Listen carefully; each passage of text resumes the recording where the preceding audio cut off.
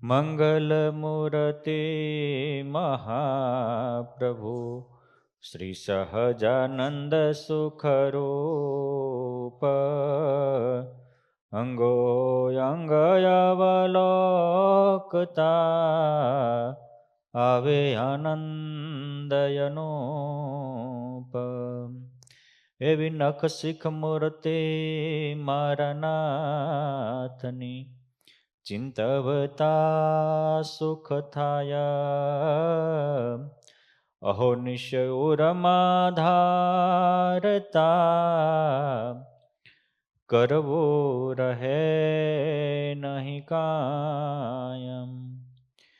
ચરિત્ર સર્વે ચિંતવી મૂર્તિ ધારે મના. કાળ કર્મ માયા તણો તો વ્યાપે નહીં વિઘાનમ.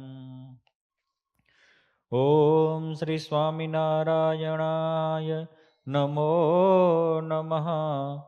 શ્રી હરિકૃષ્ણાય ઘનશ્યામાય પૂર્ણ પુરુષોત્તમાય નમો નમઃ. ઓમ આદિગુરુવે સદગુરુ શ્રી ગોપાળાનંદ સ્વામીને નમો નમઃ. શ્રી હરિકૃષ્ણાય ઘનશ્યામાય પૂર્ણ પુરુષોત્તમાય નમો નમઃ. બોલો શ્રી સ્વામિનારાયણ ભગવાનની જય. શ્રી હરિકૃષ્ણ મહારાજની જય. શ્રી ઘનશ્યામ મહારાજની જય. શ્રી રાધારમણ દેવની જય. શ્રી લક્ષ્મીનારાયણ દેવની જય. શ્રી સિદ્ધેશ્વર મહાદેવની જય. 500 પરમહંસની જય. મંદિરમાં પ્રત્યક્ષ સ્વરૂપે બિરાજતા રાજાધિરાજ ટીંગાધણી ભગવાન સ્વામિનારાયણ તથા સિંહાસનસ્થ સર્વ દેવો અને ભગવાનને હૈયામાં ધારીને બેઠેલા આપ સૌ ભાવિક વાલા ભક્તો મુક્તોને હૈયાના હેતથી જય સ્વામિનારાયણ. વાલા ભક્તો, આજે 3 મે 2025 શનિવાર આ સ્વામિનારાયણ મંદિર જુનાગઢ જેવું ધામ છે. અહીંયા દેશ છોડીને વિદેશમાં આવેલા આ સૌ ભક્તોને ઠરવાનું ઠામ છે. જેટલું આપણે વસ્તુ હોવાથી લાભ નથી મળતો એનો લેવાથી મળે છે. હોય તો ખરો, બધાને મનુષ્ય જન્મ છે, પણ મનુષ્ય જન્મનો લાભ કોક જ લે છે. તુલસીદાસજીએ રામાયણમાં એવું લખ્યું છે કે સંત સરલ સુજસ સુજાના ધરતી પર કે નમક સમાના. સાધુ સરળ છે, સુજાણ છે, યશસ્વી છે અને ધરતી ઉપરનું મીઠું છે. જય. ધરતી ઉપરનું મીઠું. આપણને એમ થાય કે મીઠાનું શું જરૂર, સાધુને મીઠાની ઉપમા આપી. હા, હમણાં તમે બધા જમવા જશો, કોઈ આઈટમમાં મીઠું ન હોય તો હે ગુણાતીતાનંદ સ્વામી કે સ્વાદ મધ્યે મીઠું. એ તમારે શાક હોય, દાળ હોય, ભજીયા હોય, ગોટા હોય, ચટણી હોય, જે હોય એમાં બીજું આગું પાછું હાલે, મીઠું તો જોવે ને જોવે. અર્થાત જેમ શાકમાં રસોઈમાં મીઠું સ્વાદ પૂરે છે, એમ સાધુ ધરતી ઉપર રહેલા તમામના જીવનમાં એક અલૌકિક સ્વાદ પૂરે છે. માટે ધરતી પર કે નમક સમાના. શું કામ?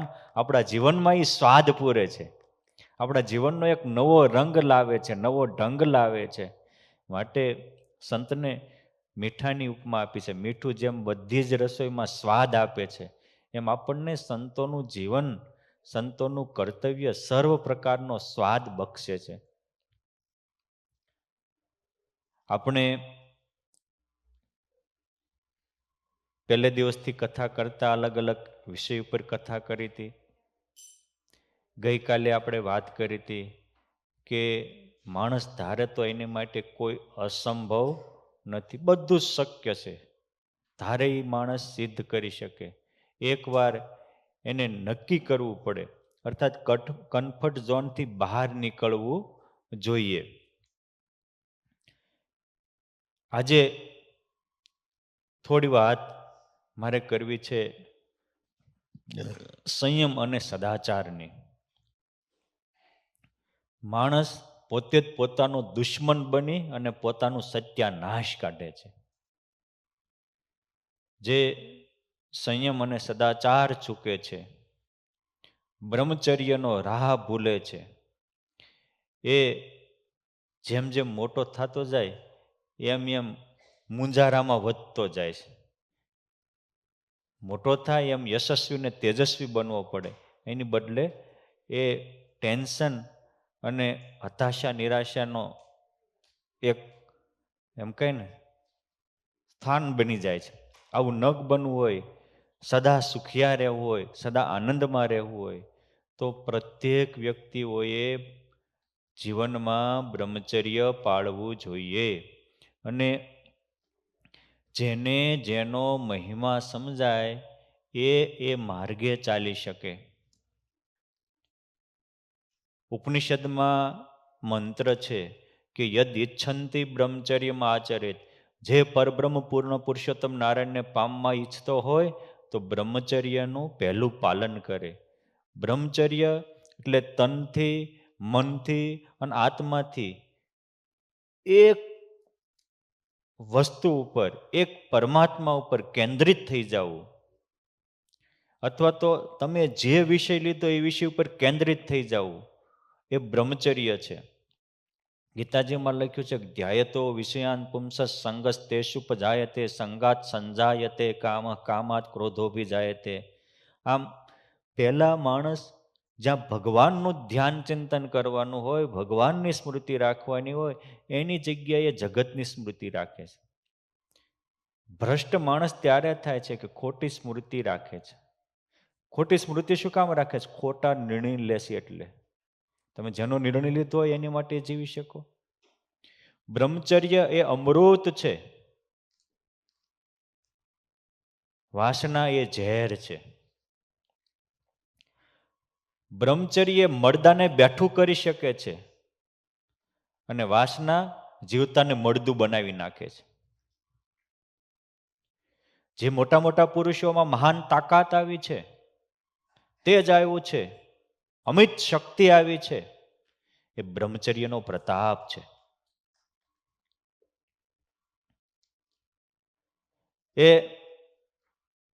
ભગવાન સ્વામિનારાયણ હોય કે ભગવાન વેદ વ્યાસ હોય, એ જન્મે અને બીજે જ દિવસે એની માતા સત્યવતીને કે મારે સંસાર નથી માંડવો, મારે સંયમનો રાહ લેવો છે, મારે સાધના આરાધના કરી અલૌકિક અનુભૂતિ મેળવવી છે. માં કઈ દુઃખ થાય તો યાદ કરજો, હું તમારે ત્યાં પ્રગટ થાય છે. હજી જન્મેલો નાનો બાળક આ તાકાત ધરાવે છે. અને એ શિપ્રા નદીને કાંઠેથી હિમાલયની કંદરામાં જઈ અને સાધના આરાધના કરે, સંયમ તન, મન અને પ્રાણ ત્રણને એકાકાર કરે છે એક વિષયમાં. અને જ્યારે ત્રણેય એક વિષયમાં થાય ત્યારે માણસમાં અલૌકિક ઉર્જા પ્રગટ થાય છે. વિચારોનું કેન્દ્રીકરણ એ અનેક ઉર્જા શક્તિનો સ્ત્રોત છે. આમ કહીએ તો વિચારોનું કેન્દ્રીકરણ એ ઠાકોરભાઈ ઉપાસના છે, અને વિચારોનું વિકેન્દ્રીકરણ એ વાસના છે. એ વ્યક્તિનો વિનાશ કરનારું છે. ઘડીક સ્ત્રીનું સુખ લેવું, ઘડીક ધનનું સુખ લેવું, ઘડીક જગતનું સુખ લેવું, ઘડીક ખાવાનું સુખ લેવું, આમ માણસ વિચલિત થઈ જાય છે. ભાગવતજીમાં લખ્યું છે કે કનક કાંતા સક્તા નામ ત્રિલોકામ અપી પ્રાપ્ત નો લેશ શાંતિ. જે સ્ત્રી અને ધનમાં આસક્ત રહે છે ને ત્રણેય લોકની સંપત્તિ પ્રાપ્તિ થાય તો હૈયા હળગતા રહેશે. કાળજામાં ટાટક કરવી હોય તો તમારે સંયમ અને સદાચારનો રસ્તો લેવો પડશે. ભારતથી અહીંયા વિદેશ આવવા માટે વાહનમાં બેસે, એવું તો ઇંગ્લિશ પાવરફુલ હતું નહીં, પણ રસ્તામાં સ્ટીમરમાં અહીં આવે ને ત્યાં ઇંગ્લિશ પાવરફુલ કરી નાખે, ચોપડી વાંચતા જાય ને પાનું ફેંકતા જાય સમુદ્રમાં. ત્યારે રાજુભાઈ મારી જેવા બેઠા છે, આ તમે વાંચી ફેંકી કેમ દો છો? કારણ કે તમારે પૂછવું એ પૂછી લો ને, તમારી પાસે બુક છે બીજી કયા પાનેથી. એ પેજ નંબર સાથે લીટી સાથે બોલી બતાવે. આટલા પ્રતિભા સંપન્ન વિવેકાનંદને કોઈ પ્રશ્ન પૂછ્યો, તમારામાં આટલી તાકાત આવી છે, આવી ઉર્જા, મેધાશક્તિ છે, મેધાસ્તુ ધારણા, ધારણા શક્તિ છે, એનું રહસ્ય શું? ત્યારે એક જ શબ્દ આપે, બ્રહ્મચર્ય, સંયમ. વ્યાસ પ્રભુ 14 વર્ષની સાધના પછી જાગૃત થાય, ભૂત ભવિષ્ય વર્તમાન ત્રણેય કાળનું જ્ઞાન એને પ્રાપ્ત થાય. ને અમથા ન 18 પુરાણ લખાણા. આપણે એક લેટર લખવો હોય ને તો એ ફાંફા પડે છે, પછી કોકનું જોઈને શબ્દ ચોરીને લેટર લખવા બેસવીશ. હે સતયુગમાં કોને ક્યાં ઘટના ઘટી હતી?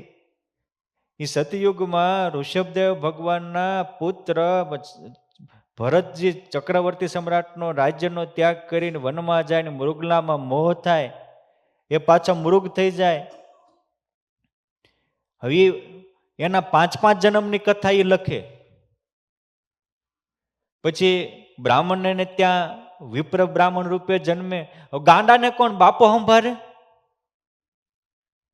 હે કેતનભાઈ, ગાંડાને કોણ યાદ કરે? પણ પરમાત્મા માટે ગાંડા કાઢ્યા હતા, એની વ્યાસ ભગવાનને પંચમ સ્કંદમાં વિસ્તારથી વાત લખી. અને હજારોના હૈયામાં થાય કે ભગવાન માટે ગાંડા થયા. ગાંડા જ બધા થાય, કોઈ ધન માટે, કોઈ સ્ત્રી માટે, કોઈ જગતમાં કંઈક મોટા થવા માટે. પણ આ બધી સ્મૃતિઓ આવી ક્યાંથી કે આટલા પ્રતિભા સંપન્ન હતા? આ બ્રહ્મચર્યનો તાકાત હતી. નારદજી એક દાસી પુત્ર હતા, પણ સંતના યોગેથી નક્કી કર્યું કે મારે સંયમ અને સદાચારમય જીવવું છે. સંયમ અને સદાચાર રાખ્યો, દાસી પુત્ર દેવર્ષિ બની ગયા. ત્રણેય લોકમાં નિરાવરણપણે અવિરત ગતિ થાય. સંકલ્પ કરે અને સૃષ્ટિ ડોલે એટલી તાકાત આવે, ધારે એટલા સ્વરૂપો ધારણ કરી શકે. આ બ્રહ્મચર્યની તાકાત છે. એક ભારતનો હવ કોઈ પોતપોતાના વાડામાં બંધાઈ ગયા હતા.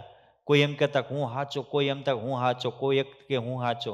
એ વખતે આદિ શંકરાચાર્યનું પ્રગટ થયું. સ્વયં શંકરો શંકરો જાત હોય એવું કહેવાય છે. શંકર ભગવાન શંકરાચાર્ય રૂપે થયા, એ પણ એક એમના માટેની કહેવત છે. પણ એ શંકરાચાર્યમાં એ 8 વર્ષના શંકરાચાર્ય અનેક ઉર્જાનો સ્ત્રોત બને, અનેક વિફરેલાને શાંત કરે, વેરાયેલાને એક કરે. એ સંકલ્પ કરે ને બધા પોતાની માન્યતાઓ મૂકી અને એક સાથે જોડાય. એ તાકાત શેમાંથી આવી? 8 વર્ષનો બાળક એની માતાને કહે કે મારે સંન્યાસી થવું છે. એની બા કે તું એકનો એક છો, કઈ રીતે સંન્યાસી થાય? એમાં ગામના પાદરમાં ખળખળ વહેતી નદીમાં નાહવા જાય અને 8 વર્ષના બાળકને મગર પગ પકડી અને જળમાં ખેંચવા માંડે. એની માતાના હોશ ઉડી જાય કે આ છોકરો જીવશે નહીં. અને તરત જ એ કે છે પ્રભુ મારા બાળકને બચાવો. ત્યારે 8 વર્ષનો બાળક બોલે કે માં સંન્યાસી થવાની રજા આપો ને તો ભગવાન મને બચાવે. આમથી હવે તો જાતા હારો બેટા, જો ભગવાન બચાવતા તો હું તને સંન્યાસી થવાની રજા આપીશ. અને જ્યાં શંકર સંન્યાસી થવાની રજાનું કહે ને ત્યાં મગરી એનો પગ મૂકીને વહેતી થઈ જાય, બાલ એ બચી જાય. કારણ કે એને થવું હતું સંયમ રાખવો હતો, બ્રહ્મચર્ય રાખવું હતું, ભોગવીને જન્મ ભોગવવો નહોતો, સંયમ રાખીને જન્મ સાર્થક કરવો હતો. અને 8-10 વર્ષના સંયમ અને બ્રહ્મચર્યના રાસ્તે ચાલે. 14 વર્ષે તો પ્રસ્થાનત્રય ઉપર ભાષ્યો રચે. જ્યાં જાય ત્યાં બધા પોતપોતાની માન્યતા મૂકીને એને ફોલો કરવા માંડે. આ તાકાત હતી બ્રહ્મચર્યની, આ તાકાત હતી સંયમની. સંયમ ભ્રષ્ટ થાય તો દેવો હોય કે ઋષિમુનિ હોય તો નિંદિત થાય. સંયમ ભ્રષ્ટ થાય તો અમેરિકાના પ્રમુખને તે આખી દુનિયાની સામે રડવાનો વારો આવે. માટે અને સંયમી હોય તો એક દાસીપુત્ર નારદ જેવા દેવર્ષિ બની જાય. એક મછવારાને ત્યાં જન્મેલા દાશરથી અને એને જન્મેલા એ મહર્ષિ વેદવ્યાસ ભગવાનનો અવતાર ગણાય. આટલી તાકાત આવે. કોઈ પણ મહાન પુરુષ હશે એના જીવનમાં જોજો. એ ભગવાન સ્વામિનારાયણ 11 વર્ષે ગૃહ ત્યાગ કરે. એને વનમાં હજી નાના બાલુડા જોગી હતા. બાંસીપુરના રાજા ઈલા અને સુશીલા બે નવયુવાન કન્યાઓ આપવા તૈયાર થાય. બુટોલપુરના મહારાજા એને બધું દીકરીઓને રાજપાટ સમર્પણ કરવા થાય. ક્યાંય ધનમાં કે સ્ત્રીમાં ફસાણા નથી. આજે એટલે એ લાખોના કરોડોના હૈયામાં રાજ કરે છે.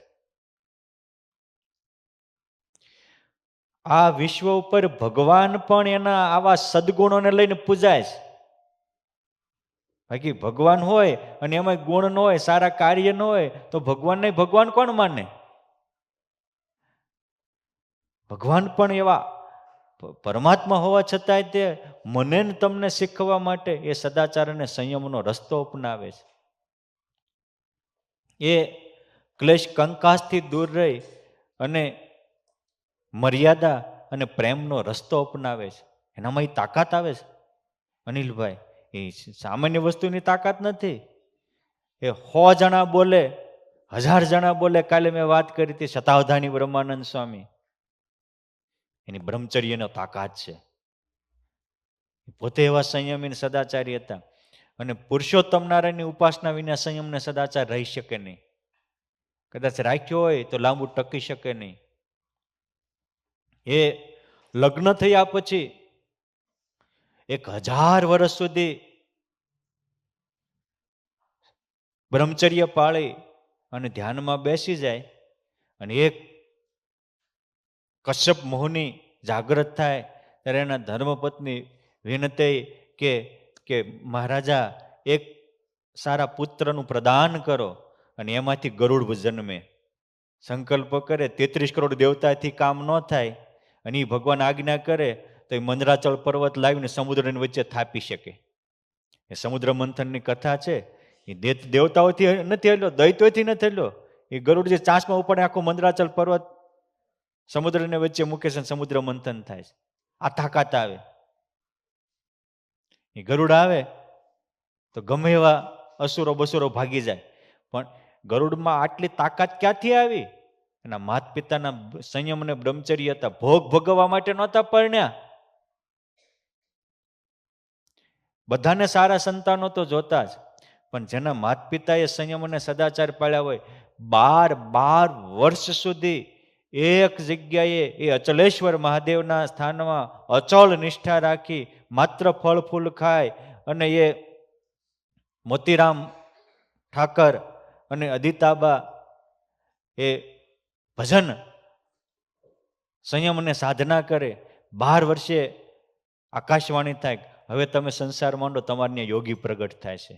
12 વર્ષની સાધના પછી સંસારમાં જાય ત્યારે અહીંયા ગોપાળાનંદ સ્વામીનો જન્મ થાય. બધાને એવું હોય કે અમારે ત્યાં ગોપાળાનંદ સ્વામી જેવા દીકરા થાય તો સારું, પણ કાંઈક જીવનમાં ઠેકાણું તો આપણું હોવું જોઈએ ને. સારા સંતાનની પ્રાપ્તિ માટે પણ, સમર્થ સક્ષમ સંતાનની પ્રાપ્તિ માટે પણ સંયમ અને સદાચાર અનિવાર્ય છે. માં અંજનીએ 8000 વર્ષ સુધી તપશ્ચર્યા કરી ત્યારે ત્યાં હનુમાનજી જેવા વીર પુત્ર જન્મ્યા છે. અરે ખુદ શંકર ભગવાને પણ પાર્વતી માતા સાથે લગ્ન કર્યા પછી શિવપુરાણમાં લખ્યું છે 86,000 વર્ષ સુધી તપશ્ચર્યા કરી અને એક ધ્યાનમાં બેસી ગયા. લગ્ન કર્યા પછી આપણે લગ્ન પહેલા ભ્રષ્ટ થઈ જાવીશ અંકિતભાઈ, ત્યારે ત્યાં કાર્તિક જેવા વીર પુરુષનો જન્મ થાય. માટે બળવાન બનવું હોય, શક્તિમાન બનવું હોય તો બ્રહ્મચર્ય પાળવું અનિવાર્ય છે. તુલસીદાસજી એવું કહે છે કે પરધન પથ્થર જાણીએ પર નારી માત સમાન, ઇતને સે હરિ ના મિલે તુલસીદાસ જમાન. તમે એક પરધનને પથ્થર જાણો, પરનારીને માતા જાણો, ભગવાન તમારી પાસે નહીં આવે તો હું બાવડું પકડીને તમારા હાથમાં હાથ મિલાઈ દઈશ. ના કરો તો ખરા. ભગવાન સ્વામિનારાયણ વચનામૃતમાં એમ કે નિષ્કામી પુરુષ હોય એને અમારે અણુ માત્ર છેટું રહેતું નથી. ખાલી એક જ તમે નિષ્કામી વર્તમાન રાખો, હું તમારી ભેગો ભેગો ફરીશ. એ પુરુષોત્તમ નારાયણના પરમહંસો એવા મહાનિષ્કામી હતા, એટલે પુરુષોત્તમ નારાયણ એ જાય ત્યાં વાહે વાહે જતા. એ અખંડાનંદ સ્વામી વનમાં એકલા હાલ્યા જતા હોય અને વાઘ હામાં આવે તો ભગવાન એની રક્ષા કરવા દોડી જાય. વાઘ પણ એના મનોબળને બદલી નાખે. આ તાકાત સંયમ અને સદાચારની છે, એની હારે ભગવાન ફરે છે. નરસિંહ આનંદ સ્વામી વનમાં જઈને ધ્યાનમાં બેસી જાય, હિંસક પ્રાણીઓ વાઘ આવે મારવા તૈયાર થાય, પુરુષોત્તમ નારાયણ પ્રગટ થઈ અને બે હોટી મારી અને હિંસક પ્રાણીઓને ભગત, અરે સ્વામી ધ્યાન કરો, તમારી જેવું ધ્યાન ઉપાસના કરતા સંયમ સદાચાર્ય એની પગલે પગલે પાછળ પાછળ હું ફરું છું. ખુદ ભગવાન ભાગવતજીમાં પણ એવું બોલે કે એવા જે પુરુષ છે યદ પાદ રજસા પુનાતિ ભુવનમ તર્યમ, એ એની હાલે તો એની પગરસથી ત્રણેય ભવનને પાવન કરે છે. અનુવ્રજામ્યહમ સંતતો ગતમ, એવા બ્રહ્મચર્યવાન નિષ્ઠાવાન સાધુ હાલે એની પાછળ પાછળ હું હાલું છું. કામ કે એવા સાધુની રજ મારા માથા ઉપર આવી જાય, હું પણ પાવન થાવ. ભગવાન પણ એવા પુરુષની કદર કરે છે. ખુદ વ્યાસ ભગવાને આ નોંધ કરી છે, કારણ કે એને પોતે પોતાના જીવનમાં સંયમ અપનાવ્યો છે અને સંયમી માટે શરૂઆતમાં પણ કેટલા તલપાપડ રહે છે એ બતાવ્યું છે. ઈશ્વર પ્રાપ્તિનો મહાયજ્ઞ બ્રહ્મચર્ય છે. અનેક પ્રકારની સ્મૃતિ રાખવાનો મહાયજ્ઞ બ્રહ્મચર્ય છે. શક્તિમાન અને યશસ્વી ને તેજસ્વી બનવાનો મહાયજ્ઞ બ્રહ્મચર્ય છે. માણસ આ બાળક હોય વંશ કે કાનુડા જેવા, 7 વર્ષ સુધી બાળકને પોતાની સ્મૃતિ નથી હોતી. આપણા જીવનમાં પણ જો સત્સંગ જીવન નોંધ કરે છે કે આપણે નાના હોઈએ 7 વર્ષ સુધી આપણે મમ્મી પપ્પા બધા ગયા હોય કાંઈ ખબર ન હોય, પણ 7 વર્ષથી એની સ્મૃતિ ચાલુ થાય વંશ. અને પછી એ જ્યારે 13-14 વર્ષનો થાય ત્યાંથી 22 વર્ષની ઉંમર, એનામાં 7 થી 13-14 વર્ષ એની પોતાની સ્મૃતિઓ પ્રાપ્ત થાય છે. એ 13-14 વર્ષથી 22-23 વર્ષ સુધીનો ગાળો છે એ એના માટેની નિર્ણય કાળ હોય છે. અને એ વખતે એનામાં શરીરમાં અમુક પ્રકારની વિકૃતિઓ આવે છે, હોર્મોન્સ પેદા થાય છે. એને આપણે શુક્રાણુ કહીએ. કોઈ પણ વસ્તુ એનો મહિમા સમજાય તો જ ટકી શકે. સંપત્તિનો મહિમા હોય એ પૈસો બચાવી શકે, પરિવારનો મહિમા હોય કુટુંબની એકતા બચાવી શકે. એમ જેને બ્રહ્મચર્યનો મહિમા હોય એ બ્રહ્મચર્ય બચાવી શકે, એનો મહિમા જ ન હોય એ શું બચાવી શકે? આપણું આ શરીર છે 7 ધાતુનું બનેલું છે. રસ, લોહી, માંસ, મજ્જા, નાડી, અસ્થિ અને શુક્રાણુ. છેલ્લું ધાતુ છે શુક્રાણુ. કે એક શુક્રાણુમાંથી બીજા અનેક એના જેવા નવા જીવ પેદા કરવાની તાકાત છે, બીજી 6 ધાતુમાં નથી. એ શુક્રાણુ ધાતુ છે એ કચરું નથી, ઉત્તમમાં ઉત્તમ તાકાત છે. આપણે માણસ, કાલે અમે બેઠા હતા, મને ધર્મેશભાઈએ પૂછ્યું તો આજે ધર્મેશભાઈ હોય કે કંઈ દેખાતા નથી, કદાચ રસોડામાં હશે. પણ મેં કહ્યું હતું કે આપણે જમીએ, આપ બધા વડીલો છો, રોજનું આપણે લગભગ પાણી પીતા હોઈએ, ખોરાક ખાતા હોઈએ, જમવા બેસીએ તો ખોરાકમાં આપણને ખબર હોય કે ન હોય, પણ ઓછામાં ઓછું 700-800 ગ્રામ ખાતા હોઈએ. ન મનાતું હોય તો આજે બધાને પ્રયોગ કરવાની છૂટ છે. હો જમ્યા પહેલા વજન કરી લેવાનું, જમીન વજન કરવાનું. તમારે 800-900 ગ્રામ ન વધી જાય મને કહેવાનું. એ આપણે ખોરાક અંદર ગયો એનો જ વધ્યું ને, કે બીજો કોઈ વધે? આપણે ખોરાકમાં બધું જ હોય. પછી આપણે છાશ પીધી હોય, દાળ ભાત ખાધા હોય, શાક ખાધું હોય, રસ પીધો હોય, જે હોય, પણ મૂળ તો ખોરાક જ છે ઠાકોરભાઈ. એટલે એમાં એ પાછા આપણે 2 કે 3 ટાઈમ લેતા હોઈએ, એટલે 1.5 કિલો વજન તો, અને પાછો ટાઈમ મળે ત્યારે કઈ કચોડ બચોડ ખાતા જ હોય. મોઢું બંધ આપણે રાખવી તો ભાઈડા છે ને, આવડું મોઢું ચાલુ જ હોય. એટલે થોડીક જેને બ્રહ્મચર્ય નો મહત્તા સમજાવું છું, પછી એને સિદ્ધ કરવાના ઉપાય કહીએ. પણ સમજવા જેવો પોઈન્ટ છે કે આપણે 3 થી 4 લીટર પાણી પીતા હોઈએ, 1 થી 1.5 કિલો જેટલું ખાતા, એટલે લગભગ આપણી બોડીમાં ડેઈલી આપણે 4 થી 5 કિલો જેટલું વજન નાખતા હોઈએ. એમાં આપણું શરીર રાખે છે કેટલું? બોલો. હે? આ તો કાલનું શીખેલું બોલે છે. હા, મને કાલ કે કોઈ 1 કે 200 ગ્રામ રાખે ને 1 કે 300 ગ્રામ રાખે ને, હે 1 કે 100 ગ્રામ રાખે. મેં કીધું રોજનું 100 ગ્રામ થાય તો 10 દીનો કિલો થાય, મહિનાનો 3 કિલો, મહિને 3 કિલો વધતો એ જાય ક્યાં? હે 12 મહિને કેટલા કિલો વધી જાય? પછી મેં કીધું કાંઈ પણ વસ્તુ હોય એ આપણે રોજ કરીએ છીએ, પણ વિચાર્યા વગરની કાંઈ ખબર નથી પડતી.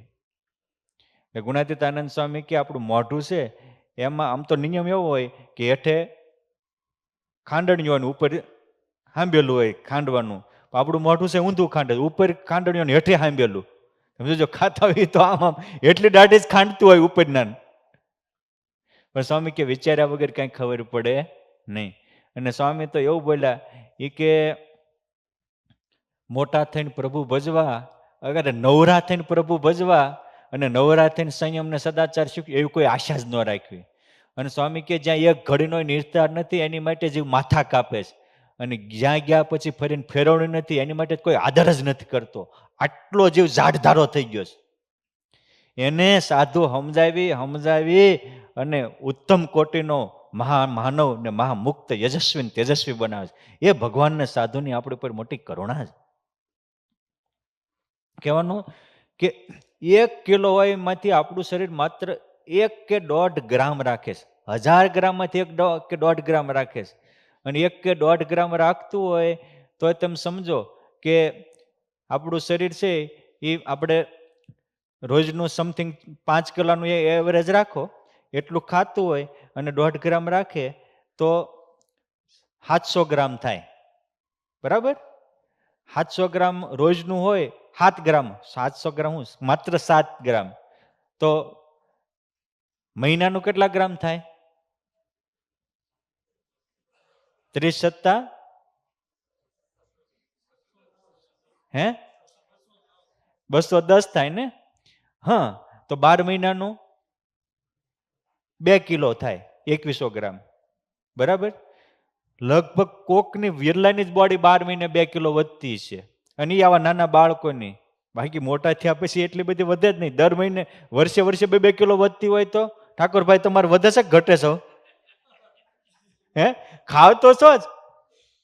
હે મારે એ કહેવું છે કે શરીર પણ પોતાને સારું રાખવા કચરું ઝાઝુ કાઢી નાખે છે, ત્યાર થોડુંક રહે છે, અને એટલે સ્વસ્થ રહે. હવે હમણાં કચરું રાખે ને લોહી કાઢી નાખે તો? ભગવાને શરીરને પણ આપણો ગુરુ આપ્યો છે. દત્તાત્રેય ભગવાનના 24 ગુરુમાં પહેલો ગુરુ એનો દેહ છે. કે દેહ શું છે? તો કે શરીર પણ એવું છે, સારું રાખે છે ને કચરું કાઢી નાખે. કેટલું કચરું કાઢવું પડે છે? બહુ ઝાઝું કાઢવું પડે. દરેક મહાપુરુષોની મહાનતા એ છે કે એને કચરું કાઢી જ કર્યું છે. એક્શનનું રિએક્શન આપ્યું જ નથી, એને કરવાનું કર્યું જ. પ્રહલાદને એના બાપાએ કેટલી વાર ન કરવાનું કર્યું, સમુદ્રમાં ફેંક્યા, પર્વત ઉપરથી ફેંક્યા, સર્પના રફાડા ઉપર મૂક્યા. એને એને એના બાપાને કોઈ રિએક્શન આપ્યું જ નહીં. એને કરવું હતું એ સંયમને સદાચાર રાખીને ભજન કરી રાખ્યું. આજે યુગો ગયા તો આપણે એને યાદ કરીએ છીએ. અને આપણે તો રિએક્શનમાંથી એક્શન લઈએ છીએ. ન કરતા હોય તો હાથે કરીને ઊભું કરીએ. આ તમે બધા વડીલો છો, બહેનો છે, બાળકો છે, માણસ હોય તો ક્યારેક કાયમ આપણું ધાર્યું બધા કોઈ ન કરે. આપણો દેહ નથી આપણું ધાર્યું કરતો, ક્યારેક અડધી રાતે ઉઠાડે છે, બરાબર ને? તો કોક બાજુવાળા ન કરે તો એને મોટા મને મૂકી દેવું, કચરું કાઢી નાખવું. એટલે હારું યાદ રાખવું તો હારા થશું. આંધળાના આંધળા એટલું દુર્યોધને યાદ રાખ્યું એટલે ખરેખર આંધળો થઈ ગયો, દેખતો જ તોય, અને મર્યો અને મારે આખા કુટુંબને. આ ખોટું યાદ રાખ્યું, કચરું મગજમાં ભર્યું ને એટલે. બાકી પાંડવો એની કેટલી મદદ કરી હતી. આ એટલું જ વિચારવાનું હતું કે ભાઈ આને દ્રષ્ટિ ભેદ થઈ ગયો છે એટલે હું તો દેખતો છું તો મને આંધળો દેખે છે. એ એની દ્રષ્ટિ ભેદ છે, મારે હું એટલું કરી નાખ્યું હોત તો તમે જોજો. આપણને એમ થાય દુર્યોધને આ ભૂલ ન કર્યો તો સારું, પણ આપણે એ જ ભૂલું કરતા હોઈએ. આપણા પરિવારજનોમાં બધે પ્રશ્ન ક્યાં ઊભા થાય છે? ત્યાં જ ઊભા થાય છે ને. ખોટું યાદ રાખીએ છીએ. આપણને કેટલી મદદ કરી હોય, કેટલું સારું માર્ગદર્શન આપ્યું હોય, સારું ભૂલી જાવી. આ મમ્મી કથા કરતા કેટલું સારું કીધું હોય, પણ એકાદી વાત કંઈક તમને ન ગમતી આવી હોય ને તો એ જ મગજમાં રાખો કે સ્વામીએ તે દી આવું કીધું. સ્વામીએ બીજું કેટલું કીધું હતું, 99% સારું કીધું હતું, 1% કચરું ક્યાં પકડે છે? અને આ કચરું પકડનારા જ કચરું થઈ જાય છે. સારું પકડનારા હોય એ તો વિશ્વનીય બની જાય છે. માટે મારે એ કહ્યું છે કે શરીર આપણો ગુરુ છે. હવે એ 1 કિલામાંથી 1 કે 1.25 ગ્રામ જેટલું રાખ્યું, એમાંથી પેલો રસ બને. એ ખોરાકમાંથી જ રસ ઉત્પન્ન થાય છે. આપણે ચાવતા હોઈએ ને એમાંથી પછી લોહી બને. એનું પાછું એમના મંથન પમ્પિંગ થતું હોય બધું શરીરની કુદરતી પ્રક્રિયા પ્રમાણે. એમાંથી લોહીમાંથી માંસ બને, એમાંથી નાડીઓ બને, એમાંથી મજ્જા બને, એમાંથી મેદ બને, એમાંથી હાડક્યા બને. અને આખી બોડી ક્લિયર થાય પછી જે શેષ વધ્યું કહેવાનું કે 1 કિલામાંથી 1 ગ્રામ, એમાંથી આ 6 વસ્તુ બન્યા પછી છેલ્લું ધાતુ બને એ શું છે? શુક્રાણુ. જે મૂરખ હસ્તક્રિયાથી આને વેરી નાખે છે એ પોતાની જિંદગીને બરબાદ કરી નાખે છે. માટે અને ખાસ આ સાચવવા જેવો સમય હોય છે જય 14 થી 22 વર્ષનો. લગભગ દારૂડિયા, લગભગ વ્યસની, લગભગ જીવનને આડે રસ્તે ફાંટેલા, એનો મોસ્ટ ઓફ સમય આ હશે 14 થી 22 વર્ષનો કાળ. અને આટલો કાળ હાચવી લીધો એની લાઈફ હચવાઈ જાય છે. તમારે વડીલોએ તો વાંધો નથી, પણ તમારા દીકરાઓને પરિવારજનોને હાચવવાની જરૂર છે. અને એ દીકરાઓના સંસ્કાર હચવાય, સંયમ અને સદાચાર હચવાય. તમારા દીકરા પણ વિવેકાનંદ સ્વામી જેવા પ્રતિભા સંપન્ન બને, ગોપાળાનંદ સ્વામી, બ્રહ્માનંદ સ્વામી જેવા, દાદા ખાચર ને પર્વતભાઈ જેવા બોલે 24 અવતારો સંકલ્પ કરીને હાજર થાય એવા મહાન બને. એટલા માટે રમેશભાઈ જેવા મહાપુરુષે વિચાર કરી આપણા સંસ્કાર ટકાવવા માટે આ સ્વામિનારાયણ ધામનું નિર્માણ કર્યું છે. માહોલ વિના મજા ન આવે. કાંઈ પણ કરવું હોય તો માહોલ તો જોવે ને. તો મહાભારતના યુદ્ધના 13મા દિવસે કૌરવોએ કૂટનીતિ વાપરી, ચક્રવ્યૂહ રચી, અર્જુનને એક બાજુ બોલાવી અને અભિમન્યુને ફસાવી અને મારી નાખ્યો બધાએ ભેગા થઈને. નિયમ તો એવો હોય એક યોદ્ધા સાથે એક જ લડી શકે, પણ બધાય દ્રોણાચાર્ય, કર્ણ, અશ્વસ્થામાં, દુર્યોધન બધા ભેગા થઈને એક નાના છોકરા ઉપર તૂટી પડ્યા. નિયમને બધા નેવે મૂકી દીધા. અને જે પોતે નિયમને નેવે મૂકી શકતો હોય એને તમે નિયમમાં રહેવો એમ કહેવાનો અધિકાર જ નથી. હું જે પોતે પરાઈ નારી જોઈને જેના નેણા આમ તેમ ડોલે અને ઊભો થઈને બ્રહ્મચર્ય ઉપર બોલે, હું ધૂળ અસર થાય? પોતામાં જ સંયમને ઓલું હોવું જોઈએ ને. એટલે મહાભારતના યુદ્ધમાં રથનું પૈડું ખૂટ્યું ત્યારે કર્ણ કહે છે કે સાંભળો સાંભળો, હું અર્જુન રથમાં છે અને હું રથ હેઠો છું. કે રથ હેઠાને વાળી થાશ? કૃષ્ણ ભગવાન કે રથ હેઠા વાળી થાશ કે અત્યારે? ઓલા એક નાના છોકરાને હાથ તૂટી પડે તેથી તારો યુદ્ધના નિયમ ક્યાંય ગયા? ભાઈઓની પત્ની એ માતા તુલ્ય ગણાય, એને સભામાં ઢળીને લાવ્યા દ્રૌપદી, તેથી તારા નિયમે ક્યાંય ગયા હતા? આજ બોલે અર્જુન ને ઠોક ઉડાડ નાખ માથું. કહેતા તમે નિયમ ભ્રષ્ટ થયા હો અને બીજા નિયમ રાખવાની વાત કરો, ભગવાન તમારું નહીં સાંભળે. એ અર્જુનનું સાંભળે છે. કેમ છે? નિયમ પાળીને નિયમ પાળવાનું કહેતા હતા.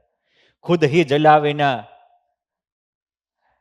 ઓર ન લાગે રંગ, પ્રથમ તો પતંગ જલે પીછે જલે, ખુદ પ્રથમ તો પતંગ જલે પીછે જલે પતંગ, ખુદ હી રંગાયા વિના ઓર ન લાગે રંગ. અગ્નિ પહેલા પ્રગટે છે, પછી પતંગિયા એમાં હળગ્યા છે. એમ જે પોતે જગ્યા હોય એનાથી બીજા જગે. એટલે આપણી કોઈ સંતની પંક્તિ છે કે જ્યોત છે જ્યોત જલાતે ચલો. એ જ્યોત જગતી હોય બીજી જગે ને. એમ અહીંયા અનુભવ કામ કરતો હોય છે. મારો પોઈન્ટ કેવો છે કે માહોલ મજાનો છે. અભિમન્યુનો વધ થયો, અર્જુને પ્રતિજ્ઞા લીધી કે મરેલા મારા દીકરા ઉપર લાત મારનારી અર્જુન જોઈ ગયો જયદ્રથ, એનું કાલ હાન થાય તો ધરથી મસ્તક જુદું કરી નાખું. એટલે કૌરવો તો રાજી થઈ ગયા, તાળીઓ મીંડ્યા પાડવા કે ખાલી આપણે તો એક જ તે હવે આજે એક દિવસ જયદ્રથને સાચવી લેવાનો છે, અર્જુન એના પગવા નહીં દેવી. અને અર્જુન ગયા એટલે પૂરું થઈ ગયું, મહાભારત જીતાઈ ગયું. હા, એ કાનુડો હારેસ, કાનુડો એ કઈ એમ જવા દે? બધું જાણે, કળથી છળથી બળથી કરી શકે નહીં, કોઈ લે ખેંચી મને લાખ ના આપે ઈશ્વર હોય. એ ભગવાને જયદ્રથને જાતા હતા એને હવે હવારમાં તો અર્જુન બળમાં હતો, પાથરા પાડે માથા ભોડા ઉડાડતા, સીધું સહસ્ત્રાર્ધાન બાણ મૂકી 1000ના ભોડા ઉઠા. એ અર્જુને 14મા દિવસે એક દિવસના યુદ્ધમાં મહાભારતમાં વ્યાસ ભગવાને લીધું છે કે એને 3 લાખ યોદ્ધાને મારી નાખ્યા. એટલા માણસો ઉડાડે, કારણ કે રસ્તો જ ક્લિયર કરવાનો ને. પણ તોય તે આંબી શક્યા નહીં. અને સૂર્યાસ્ત થવા આવ્યો એટલે હવે સૂર્યાસ્ત થઈ ગયો. ભગવાને પોતાની શક્તિથી સૂર્યગ્રહણ તેથી કર્યું. જેમ ગોપાળાનંદ સ્વામી શક્તિથી ગ્રહણ અટકાવ્યું હતું, એમ કૃષ્ણ ભગવાને પોતાની તાકાતથી ગ્રહણ કરી દીધું. એ તાકાત છે, પરમાત્મા છે. એટલે એને એમ થઈ ગયું સૂર્યાસ્ત થઈ ગયો છે. અને ઈર્ષ્યાળુ છે ને એ કોકને હળગતામાં ઘી નાખવા જ તૈયાર હોય, એ કઈ બચાવવા તૈયાર ન હોય. બધા આવી ગયા, એ કે હા કે વેત નહોતો તો હું કામ પ્રતિજ્ઞા લીધી, નપુંસક હવે હળગી જા, આમ કર તેમ કર. અને ઓલો જયદ્રથ તો સૌથી પહેલા આવી ગયો કે હવે તો અર્જુન હળગવાનો છે. ભીમ કૃષ્ણ ભગવાનને પાસે જઈને કહે છે કાંઈક કરો, આ ભાઈ મરી જાય, અમે શું કરશું? હજી હારો કર્ણ જીવતો છે, બીજાને તો હું ઠોકી પાડું ગદાએ, પણ કર્ણને ન પોગી શકાય. એની સામે તો અર્જુન જો. ભગવાન કે થાય થાય શું થાય છે? આ ભાઈ ચિત્તા ખડકીશ કે માહોલ બનાવું છે, માહોલ બનાવું. ઓલાને હણતાડી દીધો તો એમ સુધી પોગવા જ દો. આપણને એવું લાગે શું કરતા હોય, એ ભગવાન માહોલ બનાવતા હોય. એ અર્જુન મત્સ્યવેદ કરવા જાય ત્યારે ભગવાન કે સાંભળ, આ રીતે ચડજે, આ રીતે પગ રાખજે, આ રીતે અનુસંધાન કરજે, આ રીતે માછલાને આંખમાં નિશાન સાધજે, અનવિંદજે. અર્જુન કે બધું હું કરું તો તમારે શું કરવાનું? કે તારથી ન થાય મારે કરવાનું. કે આ બધું હું જ કરું છું, તમારે શું કરવાનું? ભગવાન કે સાંભળ અર્જુન, મારે શું કરવાનું એ બોલમાં. આ હેઠે પાણીમાં જોઈને ઉપર માછલું વીંધવાનું. પાણી હલતું હોય ત્યાં સ્થિર કેમ થશે? એ હેઠે પાણી સ્થિર હું રાખીશ અને ઉપલું નીચે તારે પાડવાનું. હે એમ આપણે કંઈક કરતા હોય તો ભગવાન આપણેથી ન થાય એવું ઈ કરી દે, પણ કંઈક કરવું જ પડે ને. અર્જુન ન્યા ન પગી ગયો તો માહોલ ઉભો કરીને જયદ્રથને પાસે બોલાવી લીધો. અને જેવો જયદ્રથ પાસે આવ્યો એટલે ભગવાને આમ સંકલ્પ કર્યો ત્યાં ગ્રહણ અટકી ગયું, સૂર્ય દેખાણો. એટલે કે ભાગો ભાગો, માહોલ તૈયાર થઈ ગયો, હવે મર્યો જ. ભગવાન કે ઉપાડ કાળજર અને સાંભળ, સામે વાયાવસ્ત્ર પણ લેજે. એનો પિતા સિંધુ નદીને કાંઠે તપ કરે છે કે મારો છોકરો મરે નહીં, મારો છોકરો મરે નહીં, અને મારા છોકરાનું માથું કોઈ ધરતી હેઠું પાડે તો એનું માથું ધરતી હેઠું પડી જાય. માટે આ જયદ્રથનું માથું અહીંથી ઉઠાડીને છે સિંધુ નદીના કાંઠે એનો બાપ તપ કરે, એના ખોળામાં નાખી. જે પરનું ભૂંડું ચાહતા પોતાનું અમંગલ થાય, અંજની સૂતને બાળતા સારી લંકા જલી જાય. આ નિયમ છે. એટલે અર્જુન જે કૃષ્ણ ભગવાનને કીધું એમ માથું ધડથી છૂટું કરીને વાયાસ્ત્ર મૂકી અને એનો બાપ સિંધુને કાંઠે જ્યાં કરતો એના ખોળામાં હવે સીધું તે 10 કિલોનું માથું આવે, આમ નાખ્યું ઓમ નમો શિવાય, ઓમ નમો શિવાય. આ હું આવ્યું ભળ દઈને હેઠું નાખ્યું, ત્યાં એને જ નાખ્યું. હું કામ કરતો હતો તપ કે મારા દીકરાનું માથું કોઈ ધરતી ઉપર નાખે એનું માથું તૂટી જાય. તૂટી ગયું. બાપ દીકરો બે અચ્યુતમ કેશવમ થઈ ગયા. હે માટે સુખી થવું હોય તો સારું કરો. મારે એ કહેવું છે કે આપણે અહીં ભજન ભક્તિ કરી શકીએ. અહીંયા બધા જ અલગ અલગ સ્થાનોમાંથી, અલગ અલગ ગામોમાંથી અહીંયા આવ્યા હોય, પણ એક જગ્યાએ બેસીને આપણા પરિવારને સંસ્કારી બનાવી શકીએ, આપણા પરિવારની એકતા જાળવી શકીએ. એટલા માટે રમેશભાઈ જેવા વિરલ પુરુષે મહેનત કરી તમને બધાને સાથે રાખી અને આ મંદિર રૂપી મોટો માહોલ બનાવ્યો છે. આનો લાભ લેજો તમે. આ માહોલ છે. અને સંયમ અને સદાચાર રાખવો હોય તો પણ માહોલ જોવે. અહીં આવો તો તમને આ બ્રહ્મ વિદ્યાના પાઠ શીખવા મળે, બીજે ક્યાં શીખવા મળે? આ માહોલ છે સારો. માટે આ માહોલની મજા લેજો, જીવન મજાનું બની જશે. પોઈન્ટ 3 કે આપણા દિલમાં એવું હોવું જોઈએ કે મારે બ્રહ્મચર્ય પાળવું. મેં કીધું ને કે શુક્રાણુ આટલું મહત્વનું છે, એને કચરું કઠીને કાઢી નાખતા નહીં. હળગ તો અગ્નિ હોય એમાં પેટ્રોલ નાખો, અગ્નિ ઓલાક વધે? હે વધારે તે ને. એમ આપણા જન્મો જન્મની હૃદયમાં કામરૂપી વાસના ભડકતી હોય, એમાં તમે ન જોવાનું જોવો. આજે તો આ મોબાઈલ છે ને, એમાં તમારે આખી દુનિયાનું કચરું આવે છે. એનો દુરુપયોગ કરો એટલે મરો સમજો. સૌથી પહેલા માણસ ખરાબ જોવે છે, પછી એના ખરાબ વિચાર આવે છે. એટલે જ્યારે બ્રહ્મચર્ય તમારે પાળવાનો ઉપાય કહું છું કે શ્રવણમ નહીં, શ્રવણમ, કીર્તનમ, કેલી, પેલું દર્શનમ. ખરાબ જોવાનું બંધ કરો. નકરું ખરાબ જોયા કરશો. શિક્ષાપત્રીમાં ભાંડ ભવાયા જોવાની ના પાડી છે. આ મોબાઈલમાં આવતા ભાંડ ભવાયાના મા બાપ છે. 70 ભાંડ ભવાયા કરતા આ ડેન્જર આમાં આવતું હોય છે. માટે હું મોબાઈલ ત્યાગ કરવાનું કહેતોય નથી અને તમે કોઈ ત્યાગ કરો એમ પણ નથી. પણ સારો ઉપયોગ કરો એવું તો કહી શકું ને.